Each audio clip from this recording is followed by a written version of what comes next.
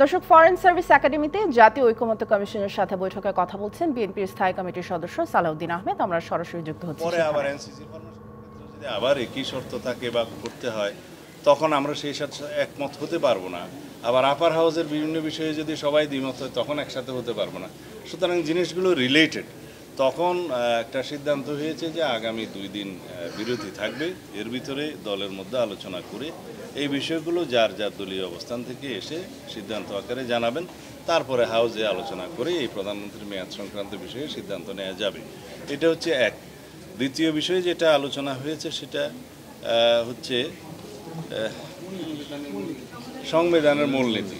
সংবিধানের মূলনীতি প্রশ্নে আপনারা জানেন রাষ্ট্র পরিচালনার মূলনীতি এইভাবেই বলা আছে, এবং রাষ্ট্র পরিচালনার মূলনীতি আর্টিকেল 8, 9, 10 এবং 12 এই ধারাগুলো আর্টিকেলগুলো উল্লেখ করা আছে।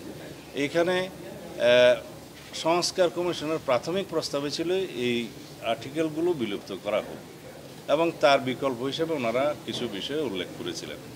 তার মধ্যে আমাদের লিখিত প্রস্তাব এবং পরবর্তীতে আলোচনার প্রেক্ষিতে আলোচনার মধ্যে যেটা এসছে, সিদ্ধান্ত নয়, যে সাম্য, মানবিক মর্যাদা এবং সামাজিক সুবিচার এই বিষয়গুলো। আজকে বসে আরও একটা শব্দ দেখলাম, গণতন্ত্র। তা এখন এই 4টা বিষয় সংবিধানের মূলনীতিতে যুক্ত করা যায় কিনা বা উল্লেখ করা যায় কিনা। এখন মূলনীতি ডিসাইড করবে কিভাবে? আমাদের এখানে হাউজে যারা আলোচনা করেছেন তারা কেউ পঞ্চদশ সংশোধনীতে যেভাবে আছে তার পক্ষে।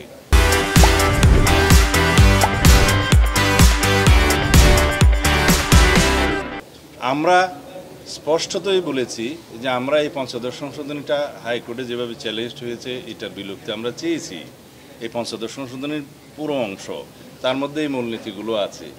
যদি সেটা ডিলিট হয়, হাইকোর্ট থেকে যেই রায়টা এসছে তাতে হয়েছে যে কিছু কিছু বিষয় ওনারা ডিসাইড করেছেন, বাকি জিনিসগুলো পরবর্তী নির্বাচিত পার্লামেন্টের উপরে ছেড়ে দিয়েছেন। তার মানে দাঁড়াচ্ছে এই মূলনীতিগুলো পরবর্তী নির্বাচিত পার্লামেন্টের উপরে ছেড়ে দিয়েছেন, এবং যখন জুডিশিয়ারি লেজিসলেচারের উপরে এটা রাইট দিয়েছেন বা অলরেডি রাইট আছে কনস্টিটিউশনে, সুতরাং সেটা পার্লামেন্টে ডিসাইড হবে, এটাই স্বাভাবিক। সেই পার্লামেন্টে আলাপ আলোচনার ভিত্তিতে মূলনীতি যেভাবেই ডিসাইড হয় সেটা গৃহীত হবে।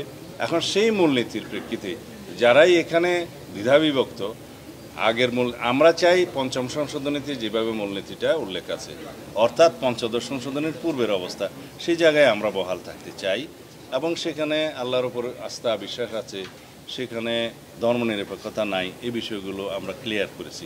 তার সাথে যদি আমরা ম্যান্ডেট প্রাপ্ত হই, তাহলে আমরা এগ্রিড হয়েছি যে সাম্য, মানবিক মর্যাদা, সামাজিক সুবিচার এবং সাথে গণতন্ত্র, এই শব্দগুলো আমরা